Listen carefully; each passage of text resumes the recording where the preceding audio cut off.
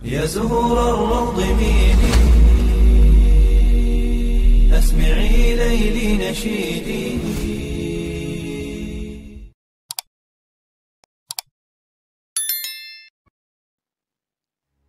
Assalamualaikum warahmatullahi wabarakatuh.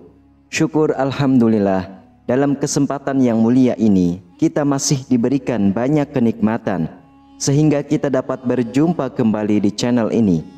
Marilah kita senantiasa bersolawat serta salam kepada junjungan kita semua, yaitu baginda Nabi Muhammad sallallahu alaihi wasallam. Allahumma sholli ala sayyidina Muhammad wa ala ali sayyidina Muhammad.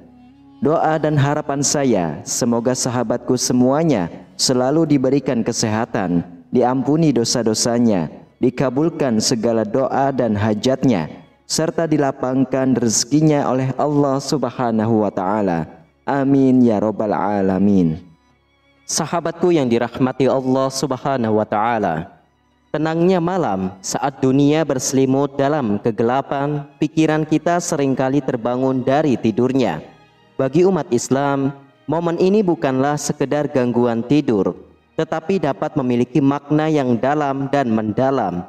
Dalam Islam, sering terbangun di tengah malam dianggap sebagai panggilan dari Allah, sebuah kesempatan untuk mendekatkan diri kepadanya dan merenungkan makna hidup.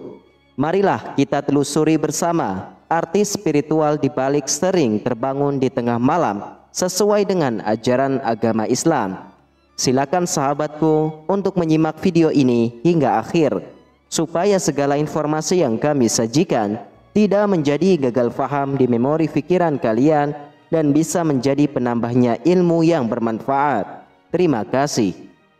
Yang pertama, terbangun antara jam 3 sampai 5 pagi.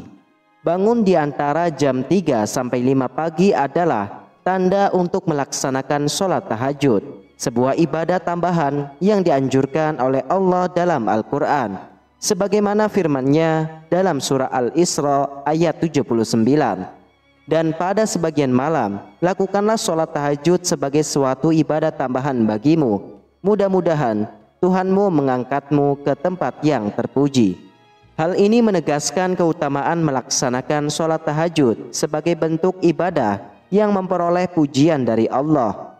Dalam hadis riwayat Imam Tirmizi, Rasulullah Shallallahu Alaihi Wasallam bersabda, lakukanlah sholat malam, karena itu adalah kebiasaan orang-orang soleh sebelum kalian, mendekatkan kalian kepada Tuhan kalian, menutupi kesalahan, menghapus dosa, dan mengusir penyakit dari tubuh. Dalam ibadah tahajud, umat muslim berusaha memperkuat hubungan spiritual dengan Sang Pencipta, menunjukkan ketundukan dan kepatuhan kepadanya, serta memohon rahmat dan ampunannya. Dengan terbangun di waktu tersebut, seseorang diingatkan untuk merenungkan kebesaran dan kekuasaan Allah, serta mendapatkan kesempatan untuk mendekatkan diri kepadanya melalui ibadah tahajud. Ini juga merupakan waktu yang disunahkan bagi umat Islam untuk memohon ampunan atas dosa-dosa mereka dan memperbaiki hubungan spiritual dengan Allah. Yang kedua, terbangun di jam 11 malam hingga jam 1 pagi. Ketika seseorang bangun di jam 11 malam hingga jam 1 pagi, hal ini sering menandakan adanya kekecewaan emosional yang dirasakan. Kondisi ini bisa muncul karena berbagai faktor, seperti tekanan pekerjaan, masalah interpersonal, atau ketidakpastian dalam kehidupan. Al-Quran dalam surah Ar-Ra'd ayat 28 mengajarkan orang-orang yang beriman dan hati mereka menjadi tentram dengan mengingat Allah. Ingatlah, hanya dengan mengingat Allah hati menjadi tentram. Salah satu cara untuk menjaga keseimbangan emosional adalah melalui meditasi, zikir, dan doa. Rasulullah Shallallahu Alaihi Wasallam bersabda, tidak ada suatu amalan yang dilakukan oleh anak Adam yang lebih menyelamatkan diri dari azab Allah daripada zikir kepada Allah.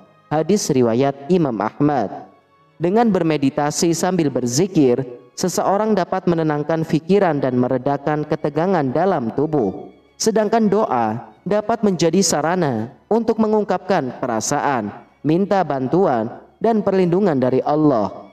Dengan demikian, bangun di jam-jam tersebut bukan hanya sebagai gangguan tidur, tetapi juga sebagai panggilan untuk memperkuat ikatan spiritual dengan Allah dalam menghadapi kesulitan dan kekecewaan dalam kehidupan.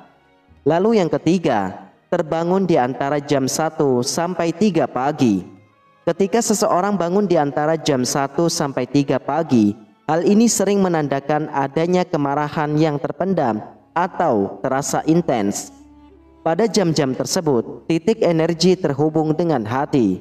Al-Quran dalam surah Al-Furqan ayat 63 menggambarkan, dan hamba-hamba Tuhan yang maha penyayang itu ialah orang-orang yang berjalan di atas bumi dengan rendah hati.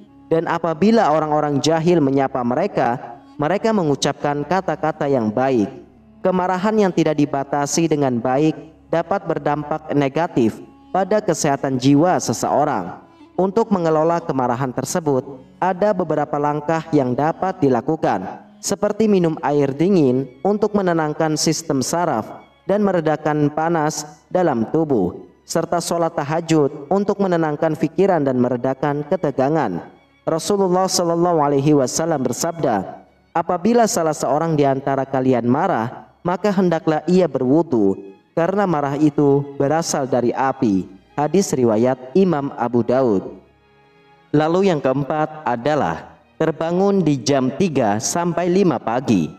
Ketika seseorang bangun di jam 3 sampai 5 pagi, hal ini dianggap sebagai pertanda bahwa Allah sedang berkomunikasi dengan manusia. Al-Quran dalam surah Az-Zariyat ayat 17 sampai 18 menyatakan, mereka sedikit sekali tidur di waktu malam, dan di akhir-akhir malam mereka memohon ampun kepada Allah. Oleh karena itu, momen ini dianggap sebagai kesempatan yang berharga untuk mendekatkan diri kepadanya melalui doa dan zikir. Rasulullah SAW bersabda, Tuhan kita turun tiap malam ke langit dunia ketika tersisa sepertiga malam terakhir dan berkata, siapa yang berdoa kepadaku akan aku kabulkan, siapa yang meminta kepadaku akan aku beri, dan siapa yang memohon ampun kepadaku akan aku ampuni. Hadis riwayat Imam Bukhari dan Imam Muslim.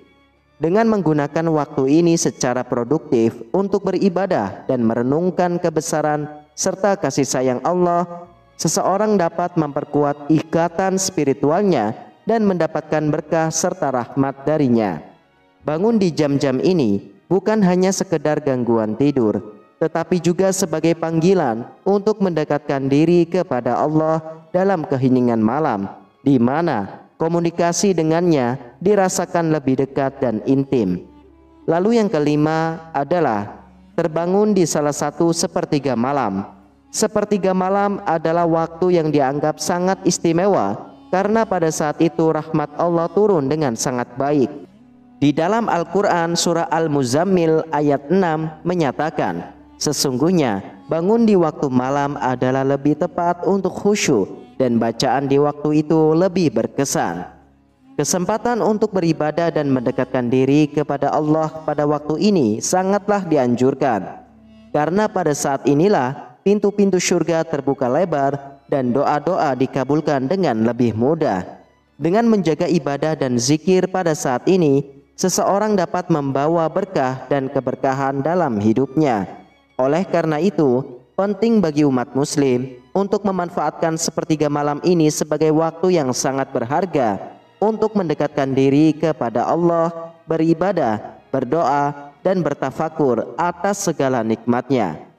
Lalu yang keenam adalah terbangun di jam 5 hingga 7 pagi.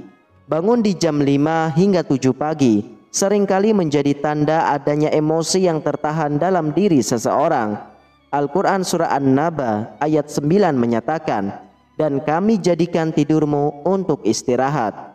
Rasulullah SAW bersabda, sesungguhnya di dalam tubuh manusia itu terdapat segumpal daging. Jika ia baik, maka baiklah seluruh tubuh, dan jika ia rusak, maka rusaklah seluruh tubuh. Ketahuilah, segumpal daging itu adalah hati. Hadis riwayat Imam Bukhari dan Imam Muslim.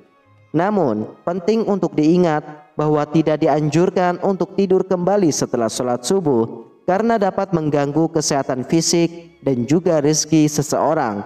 Dengan menyadari dan mengatasi emosi yang tertahan saat bangun di jam-jam ini, seseorang dapat menjaga keseimbangan mental dan fisiknya, serta menjaga kualitas hidupnya sesuai dengan ajaran Islam dan menekankan pentingnya menjaga kesehatan tubuh dan hati.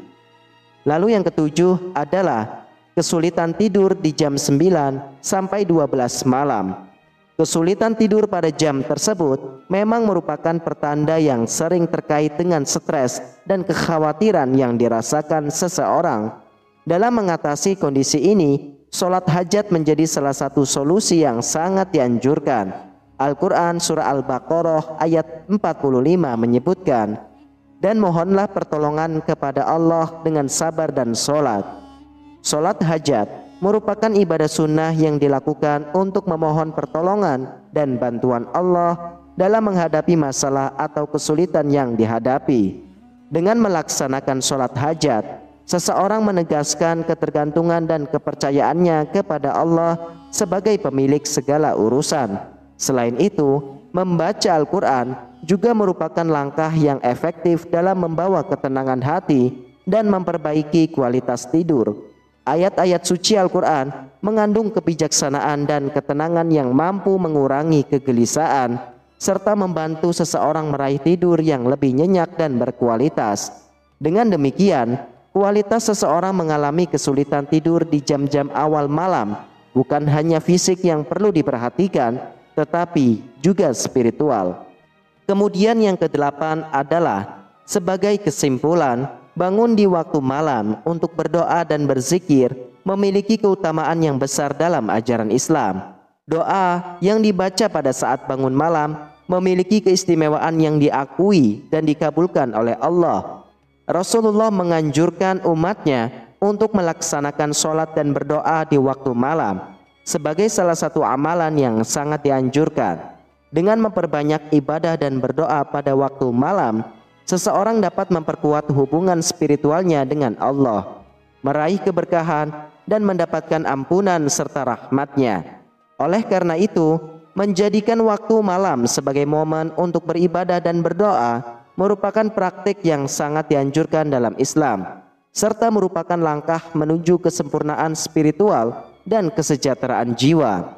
Dengan kesadaran akan keistimewaan waktu malam dalam Islam, umat muslim diingatkan akan pentingnya memanfaatkan waktu tersebut untuk mendekatkan diri kepada Allah, menguatkan iman, dan memperbaiki kualitas hidup secara keseluruhan. Wallahu a'lam bishawab.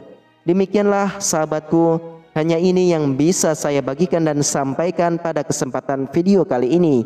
Semoga ada arti dan manfaatnya untuk kita semuanya. Semoga Allah Subhanahu wa taala senantiasa merahmati, meridhoi dan mengampuni dosa-dosa kita semuanya. Amin ya rabbal alamin.